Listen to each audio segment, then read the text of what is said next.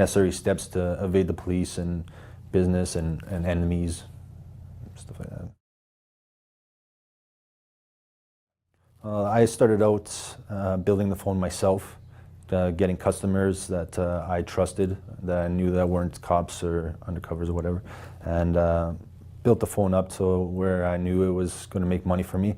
And then I would get people to work for me, usually younger kids. You know, it was easier to get them to, you know, do as I wanted and work for me. I was the guy that supplied the dope to them. I would cut it up and bag it at first just to teach them how to do it, and I would show them, I'd drive around with them and show them the customers and get them to know each other and where they were supposed to go and how to work the phone.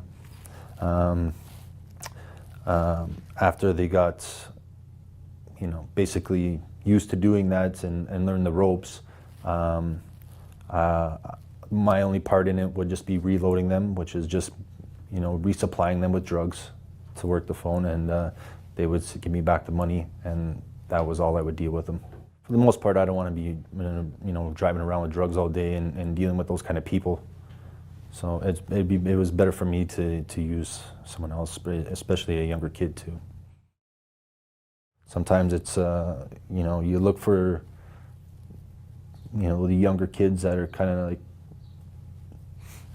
you know, not in the cool crowd. You know, they're looking for a friend, so you put your arm around them, bring them in, show them, you know, we'll be your friends, we'll be your family, you know, we'll protect you, you know, give them that whole speech, and they love it, right? It wasn't just about just buying them things. It was showing them, you know, like the atmosphere of our group. You know, sitting down, like how we would go out and eat lunch or dinner. It would be a whole bunch of us, and you know, we'd sit around, we'd talk, we'd laugh, and then getting everyone to go out at night to go for drinks, a bar or a karaoke place or a club or something. You know, show them that kind of life, to how we get together, everybody, and we just go and have fun. And then, as you said, you know, we'll go and we'll buy them things, shopping, whatever, just blow a bunch of money there that way, and yeah, so just keep them close by and bring them with us with everything we do, and show them like we stick together. Whenever there's a certain job where you need to exert muscle or violence, I was the man for the job. I had no problem with it. You know, it would go from, you know, just fighting, giving someone a beating, or shutting down a massage house. You know, running in, you know, like a home invasion, and just destroying the place and roughing up the people, and then all the way to killing. At that point in my life, I was just filled with pure hate, and that's all I wanted to do, was get these people. As far as being nervous, to a certain extent I was, more so for the fact of being caught. The act itself never really bothered me at the time. I wanted them so bad. But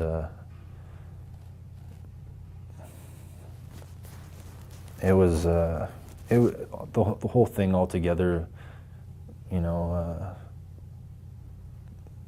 it was, I don't know how to explain it. It was just,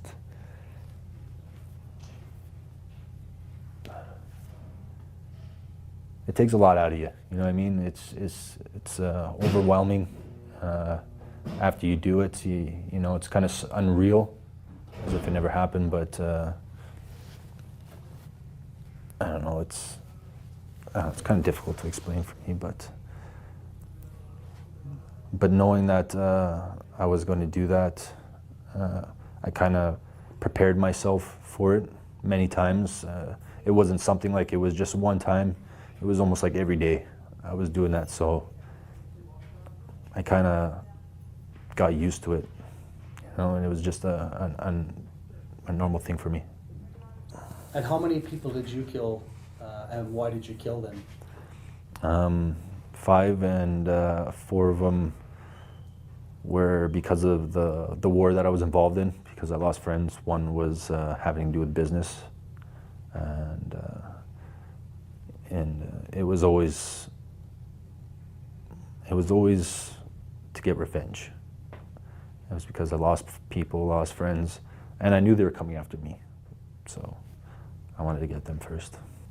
It was not a fun way to live. It was the same thing every day, just looking for people and dealing with people you couldn't trust, and looking over your shoulder, like I said earlier, and you know, thinking that it could be your moment at any time too. You know, either shot or in jail, because I was carrying a gun with me all the time. You know, I was doing multiple shootings, even if I wasn't killing someone. You know, like I was trying to.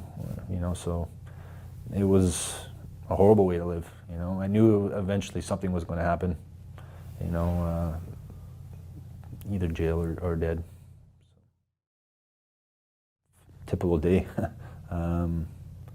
Well, it's not all glamorous. Like I said, it's well, it really depended on which point we were out there at the time, right? Because at first, you know, like I said, I was just selling drugs. There was no violence, and then it escalated into the violence. At that point, I was just basically hunting and just staying under the radar. So towards the end there, I wasn't even really about business or making money. I was just about going out and looking for whoever was FK or friends of and targeting them. And the purpose of targeting would be to kill them. Okay. No, it wasn't a very glamorous lifestyle, especially when you're at war with another gang. You know, so you got to watch yourself. Always watch your back. Look over your shoulders. You know, every move you make could be your last one, right? So, right. Nothing glamorous about that. Well, definitely, first off was the police presence. You know, they're always after you, especially if there's, you know, if you're bringing out the guns. Enemies, you know. Me personally, you know, I had to wear the bulletproof vest and a gun everywhere I went. I looked over my shoulder everywhere I went, came out of the house. I even went as far as to not have anything under my name so they couldn't find me. Like any bills or cars or anything. So I was paranoid. Well, I fear for my life every day. I've lost many friends, you know, and what I did, going out and look for them, I know they were doing the same. As protection, you know, I just was cautious. I never let anyone know where I lived. A good friend of mine actually got shot at his house because of that reason. Like I said, I wore a bullet-resistant vest everywhere I went, even if it was 30 degrees out, sweating. It was very uncomfortable. It was not fun. I hated wearing the thing. I had a gun with me everywhere I went, slept with it beside my bed, even though I knew if I got caught with it, it'd be years in prison. You know, it's the risk. You know, just you know, just always looking over my shoulder. You know, just making sure, you know, there was not someone there that was going to shoot me. Perfect.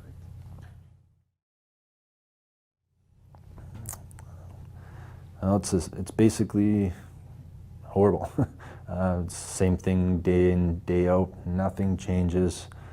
Same routine. Got to get used to that.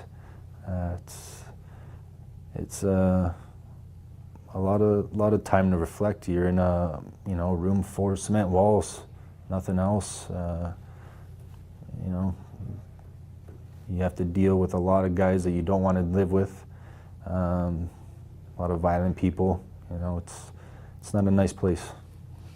Meals come at the same time.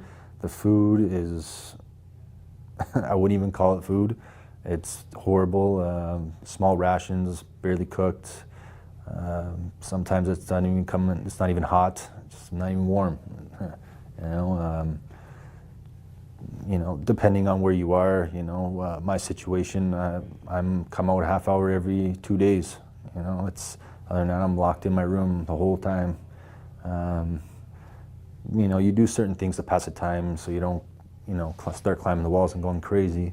But other than that, you know, you come out for your shower. You know, you might be able to get a call in to talk to your family for a few minutes, and you're back in in that room, you know, with the four walls, and that's it. It was done in a public place because it was where he was at the time. We didn't want to pass up the opportunity. We didn't want to miss him, and that was the only reason why. It wasn't actually planned that was going to be the place. It was just wherever he was. As soon as we knew where he was, that's where we were getting him, and that's how it turned out. Okay, and why did Bolsa happen though? Besides where it happened, Why did Bolsa happen? Bolsa happened because of the individual. He was a high-ranking member, a well-known member of the rival group, and he was supposedly known to have killed one of my best friends. You know, it was always in the back of my mind, but like I said, if there, you know, I wasn't going to pass up an opportunity ever. I wouldn't have done it in, you know, like a crowded mall or anything like that. Like, to a certain degree, like I would have showed restraint, but for the most part, you know, if it was on a public street or something, I most likely would have went after him. I would definitely say pay attention to their behavior and see if there's been a drastic change in their attitude, or you know, the kind of things that they're wearing, or you know, if there's a new phone, or you know, kind of new technology, iPod, money, definitely. You know, just the people they're hanging around with. Definitely watch for, you know, age difference. But if they're not bringing people around, I would definitely say the biggest thing you should look for is money. You know, sit down, talk to them. Maybe they can look into finding information about, you know, what the gangs are about and what people do. Maybe show them something like this. You know, that would definitely give the kid some insight into what he's getting into. Because for the most part, I guarantee he doesn't have any idea what he's getting into. So if the parent could inform him, that would probably be the best way to go about it. I would tell him not to, because if you're looking for family, you're looking in the wrong places. They might talk about brotherhood and family, but it's all a lie. Everyone's in it for themselves. They don't care about you. They'll turn on you in a second. There's no love, there's no loyalty or dedication. It's all phony. They just tell you what they want to manipulate you into getting what they want. So my advice would be stay far away from these people, because they'll suck you dry and you'll end up in a situation like I'm in. Personally, I would have wished my older brother would have said something to me. You know, he had a big influence over me as a kid. So if he would have told me to stay away and not get involved, I probably would have. For the most part, my family did warn me. My dad, he knew which way I was going, because he knew my older brother and what he was about. I didn't listen to him. So personally, if I did hear from maybe a teacher or someone else that was part of, you know, the school I went to, the high school I went to, maybe I would have listened to. But for the most part, in my situation, his brother probably would have been my brother. If I can go back, I would definitely not do this, the whole gang thing. But as I said, like, these guys were the people I grew up with. They were good friends of mine. You know, ones that have passed away. I wish I could go back and, you know, stop all that from happening. But for the most part, I wouldn't stop our friendship. But the gang life, definitely, the violence, definitely, it's ruined my life. Sitting in prison, you know, I've lost close friends. You know, I've heard a lot of people that are close to me, family members, just from being in here, having my name slurred all over the news and everything like that. So, yeah, my life is completely ruined because of all this. It's horrible. You know, it's heartbreaking, and you know, it's set me down a very bad path. You know, I didn't really know how to handle it the best way, and you know, it not only, you know, made me go out and kill people. It changed the kind of person I was. Everyone around me knew it. Everyone's seen it. It's not a nice person. You know, kind of ruined a lot of relationships. Kind of pushed people away. You know, just changed me. I think it's very important that